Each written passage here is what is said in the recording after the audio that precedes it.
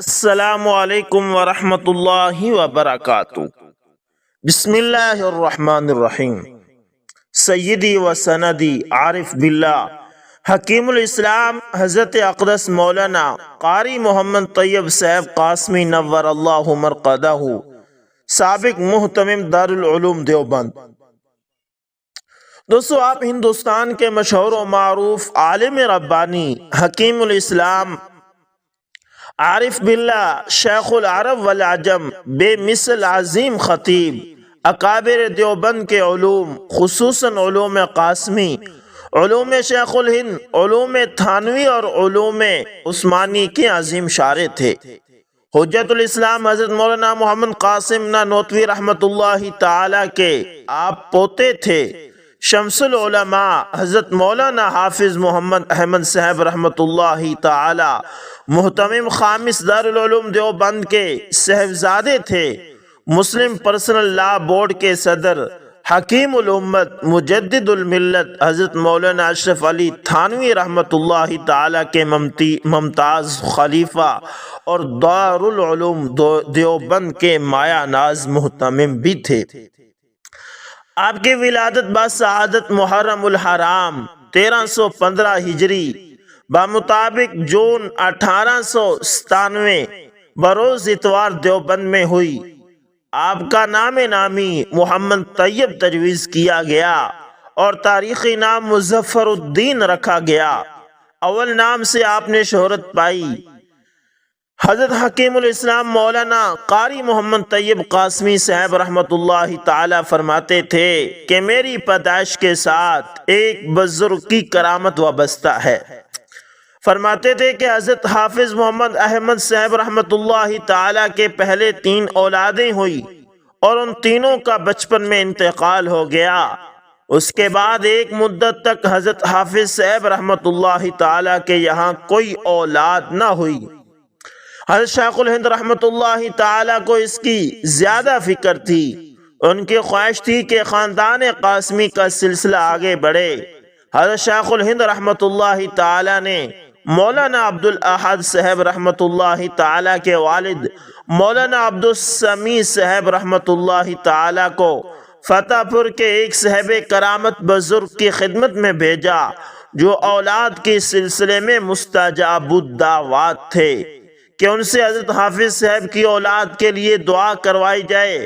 ان بزرگ نے حضرت شیخ الہند رحمۃ اللہ تعالی کا پیغام سن کر تھوڑی دیر مراقبہ کیا اور پھر سر اٹھا کر ان الفاظ میں بچہ پیدا ہونے کی خوشخبری سنائی کہ لڑکا ہوگا، حافظ ہوگا، قاری ہوگا، مقتدا ہوگا، عالم ہوگا، حاجی ہوگا۔ قاری صاحب رحمۃ اللہ تعالی فرماتے تھے کہ ان بزرگ کے یہ کلمات کسی حد تک تو صادق آ ہی گئے۔ دوستو، یہ کشف تھا، یہ کوئی علم غیب نہیں تھا۔ تعلیم و تربیت 1322 ہجری میں 7 سال کی عمر میں دارالعلوم دیوبند میں داخل کیے گئے اور وقت کے ممتاز اکابر علماء اور بزرگوں کے عظیم الشان اجتماع میں مکتب نشینی کی تقریب عمل میں آئی۔ 2 سال کی قلیل ترین مدت میں قرآن مجید قرات و تجوید کے ساتھ حفظ کیا۔ اللہ اکبر۔ حفظ قرآن مجید سے فراغت کے بعد درجہ فارسی میں آپ کو داخل کیا گیا۔ وہاں سے 5 سال فارسی اور ریاضی کے درجات میں تعلیم حاصل کر کے عربی کا نصاب شروع کیا، جس سے 1337 ہجری بمطابق 1918 میں فراغت اور سند فضیلت حاصل کی۔ دوران تعلیم میں دارالعلوم کے تمام اساتذہ آپ کے ساتھ باوجہ خاندانی شرف اور آبائی نسبت کے شفقتوں اور محبتوں سے پیش آتے تھے اور مخصوص طریق پر تعلیم و تربیت میں حصہ لیتے رہے۔ حدیث کی خصوصی سند آپ کو وقت کے مشاہیر علماء اور اساتذہ سے حاصل ہوئی اور بہت سے بزرگوں کی ہمت اور توجہ آپ کے ساتھ تھی۔ حضرت مولانا خلیل احمد صاحب سہارنپوری رحمۃ اللہ تعالی نے بطور خود آپ کو سہارنپور طلب فرما کر اوائل حدیث کی تلاوت کرا کر اپنی خصوصی سند خود آپ نے دست مبارک سے لکھ کر عطا فرمائی۔ اسی طرح مولانا عبداللہ انصاری صاحب انبیٹھوی رحمت اللہ تعالی اور اپنے والد حضرت مولانا حافظ محمد احمد صاحب رحمت اللہ تعالی سے بھی سند حدیث لی۔ علم حدیث میں آپ کے خصوصی استاد محدث کبیر حضرت علامہ سید محمد انور شاہ کشمیری رحمت اللہ تعالی تھے۔ آپ کے اساتذہ گرامی میں شیخ الہند حضرت مولانا محمود حسن صاحب دیوبندی، امام العصر محدث کبیر حضرت علامہ سید محمد انور شاہ کشمیری، مفتی اعظم حضرت مولانا مفتی عزیز الرحمان صاحب عثمانی، حکیم الامت حضرت مولانا اشرف علی صاحب تھانوی، حضرت مولانا حبیب الرحمان صاحب عثمانی، شیخ الاسلام حضرت علامہ شبیر احمد صاحب عثمانی، حضرت مولانا خلیل احمد صاحب سہارنپوری، شیخ الادب حضرت مولانا اعزاز علی صاحب امروہی، حضرت علامہ محمد ابراہیم صاحب بلیاوی اور حضرت مولانا سید اصغر حسین صاحب دیوبندی جیسے نامور امام علم و فضل کے حامل شامل تھے۔ رائے سلوک: آپ نے اپنا سلسلہ بیعت 1339 میں یعنی دارالعلوم دیوبند سے فراغت کے 2 سال بعد اولاً حضرت شیخ الہند مولانا محمود حسن صاحب دیوبندی رحمت اللہ تعالی سے قائم کیا۔ تزکیہ اور احسان کی منزلیں طے ہی کر رہے تھے کہ 5 ماہ بعد حضرت شیخ الہند رحمت اللہ تعالی کی وفات ہو گئی۔ ان کی وفات کے بعد حضرت علامہ سید انور شاہ کشمیری رحمت اللہ تعالی کی طرف رجوع کیا اور تربیت حاصل کی۔ بعد ازاں 1343 میں حضرت حکیم الامت حضرت تھانوی رحمت اللہ تعالی کی طرف رجوع کیا اور انہی کے زیر تربیت سلوک و معرفت کی منزلیں طے کی۔ 1350 بمطابق 1931 میں حضرت تھانوی رحمت اللہ تعالی نے آپ کو خلافت اور اجازت سے نوازا۔ اللہ تعالی نے آپ کو اس راہ میں بھی اپنی رحمت و فضل سے نوازا تھا اور آپ کے ذریعے بے شمار ہزاروں افراد کی اصلاح ہوئی اور لاکھوں کو اپنے فیض علمی اور روحانی سے مالا مال کیا، اور ان کی ایمانی اور روحانی اور احسانی زندگی میں انقلاب پیدا ہوا اور ہزاروں کی بگڑی زندگی سنور گئی۔ کتنے لوگ آپ کے دستے حق پرست پر حلقہ بگوش اسلام ہوئے۔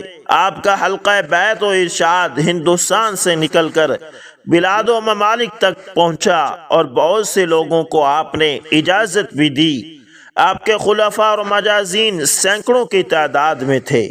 درس و تدریس: فراغت کے بعد آپ نے دارالعلوم دیوبند ہی میں درس و تدریس کا سلسلہ شروع کیا اور درس نظامی کی مختلف علوم و فنون کی اہم کتابیں پڑھائی۔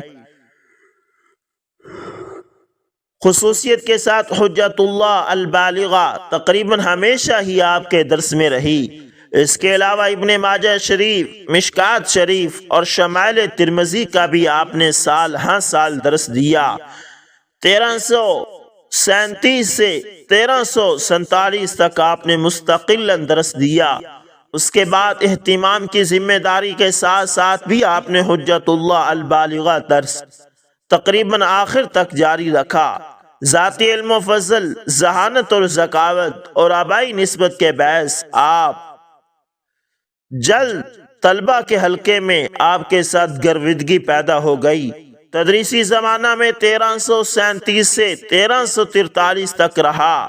اوائل 1341 بمطابق 1924 میں اکابر اور مشائخ کے مشورے پر نائب محتمم کے منصب پر آپ کا تقرر کیا گیا، جس پر اوائل 1348 بمطابق 1928 تک آپ اپنے والد ماجد اور حضرت مولانا حبیب الرحمان عثمانی کی نگرانی میں ادارہ اہتمام کے انتظامی معاملات میں حصہ لیتے رہے۔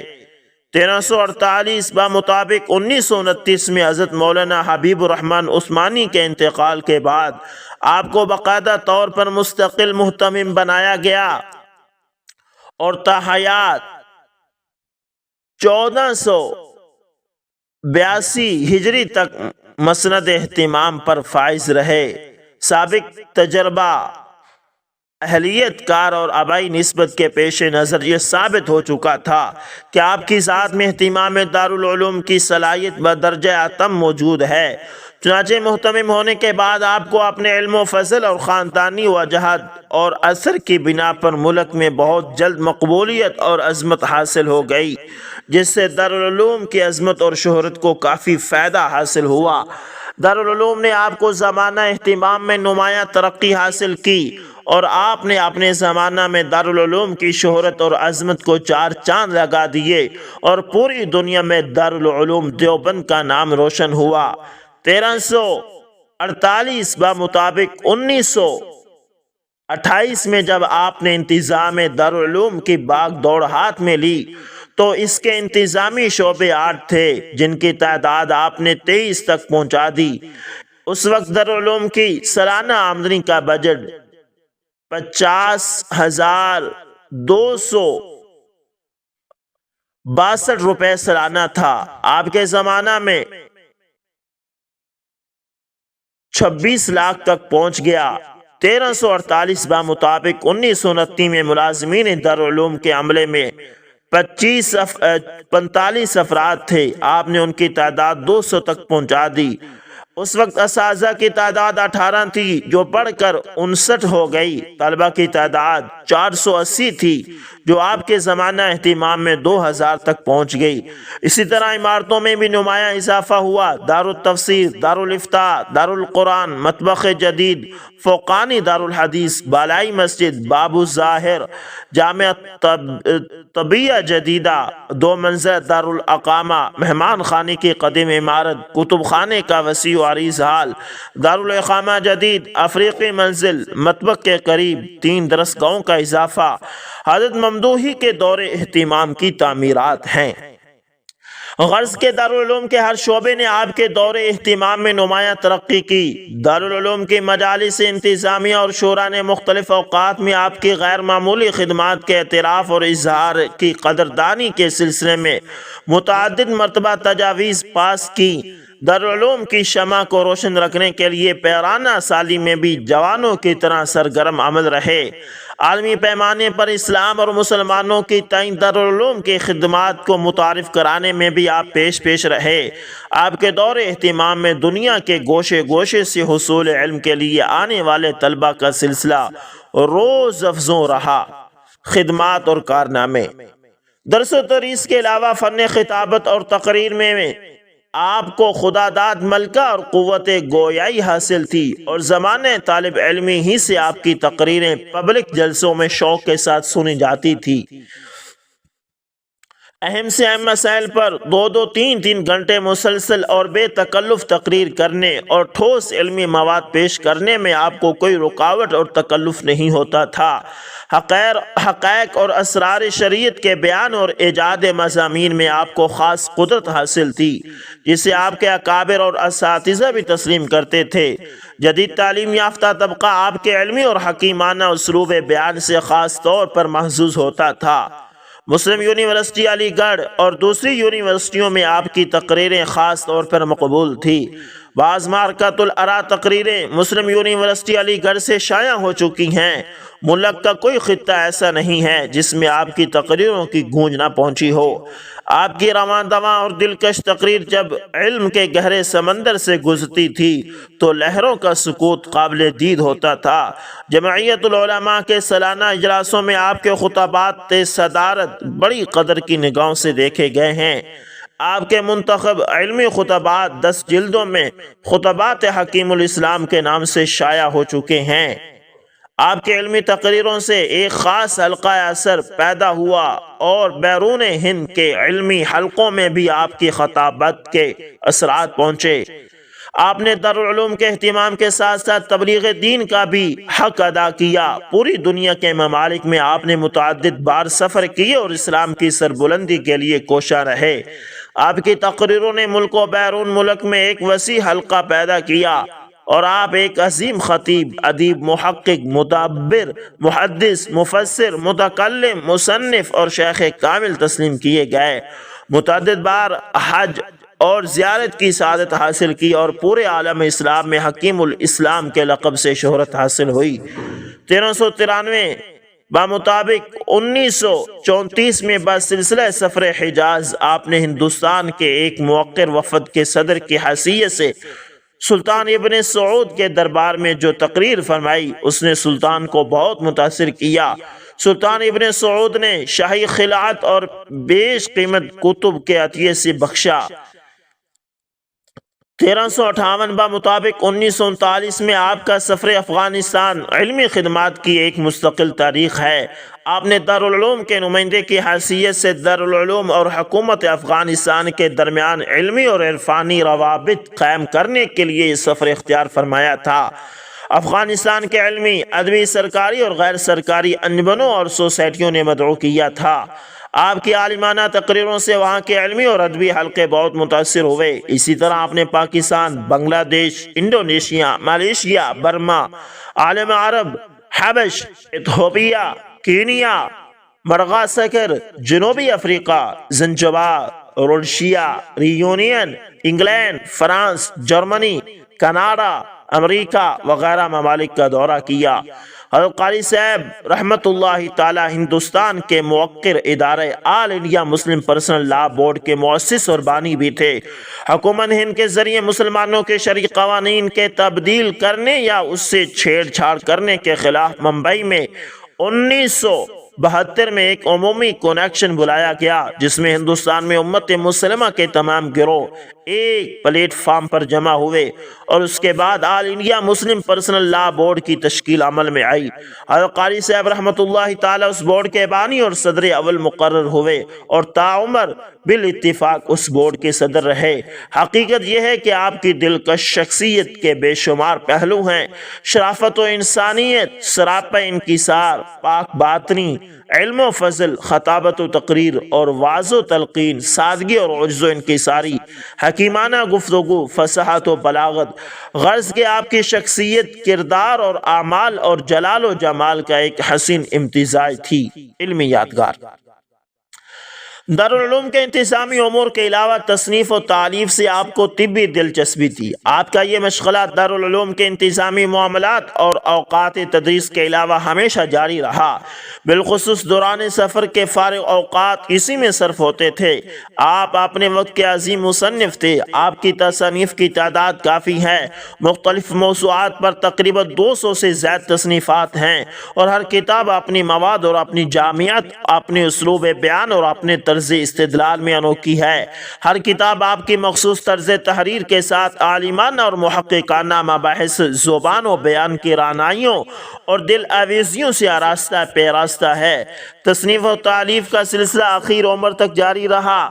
مختلف دینی، علمی اور تاریخی موضوعات پر تقریباً 100 سے زائد مطبوعہ اور غیر مطبوعہ رسالے اور کتابیں اپنی یادگاریں چھوڑیں، جن میں سے بعض کتابوں کے نام درج ذیل ہیں: التشبہ فی الاسلام، مشاہیر امت، کلمات طیبات، مقامات مقدسہ، اطیب الثمر فی مسألۃ القضاء والقدر، سائنس اور اسلام، اسلام اور مسیحی اقوام، مسئلہ زبان اردو ہندوستان میں، دین و سیاست، اسباب عروج و زوال اقوام، اسلامی آزادی کا مکمل پروگرام، الاجتہاد والتقلید، اصول دعوت اسلام، اسلامی مساوات، تفسیر سورہ فیل، فطری حکومت، فلسفہ نماز، نظریہ دو قرآن کا جائزہ، اسلام میں اخلاق کا نظام، خاتم النبیین صلی اللہ علیہ وسلم، حدیث کا قرآنی معیار، علماء دیوبند کا دینی رخ اور مسلکی مزاج، شرعی پردہ، اسلام میں فرقہ واریت، آفتاب رسالت، حدیث رسول کا قرآنی معیار وغیرہ۔